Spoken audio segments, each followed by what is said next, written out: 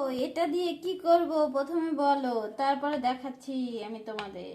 এটা হলো পেঁয়াজ, পেঁয়াজটাকে কেটে নিয়েছি এতটা। কি বানাবো বলতে থাকো। এটা হলো পোস্ত, হিন্দিতে বলে খসখস।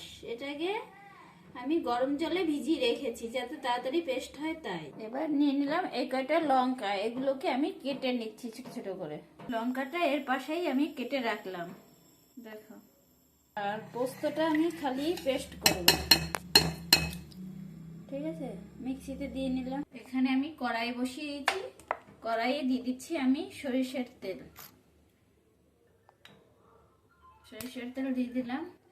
এবার এর ভিতরে আমি পেঁয়াজটা দিয়ে নিচ্ছি। পেঁয়াজটা একটু ভাজা ভাজা করে নেবো, তাই দিচ্ছি।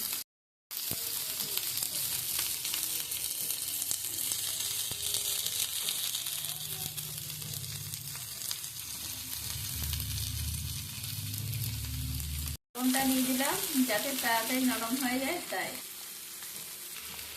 পেঁয়াজটা নরম হয়ে এসেছে। এবার আমি দিয়ে দিচ্ছি লঙ্কা, ওই যে লঙ্কাটা কেটে নিয়েছিলাম ওটা দিয়ে দিলাম। এই দেখো পেঁয়াজটা ভাজা ভাজা হয়ে এসেছে।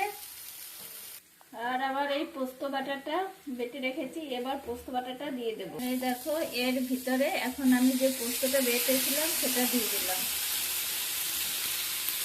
এই দেখো পেঁয়াজ পোস্তটা আমি দিয়ে দিলাম, দিয়ে এবার নাড়াচাড়া করে নিচ্ছি ভালো করে। এই দেখো রেডি হয়ে গেল পেঁয়াজ পোস্ত। এটা গরম ভাতে খেতে দুর্দান্ত লাগে।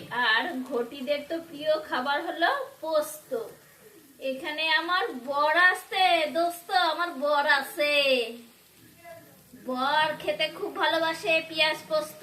তোমরা কে কে ভালোবাসো তাড়াতাড়ি চলে আসো, ঠিক আছে। টাটা।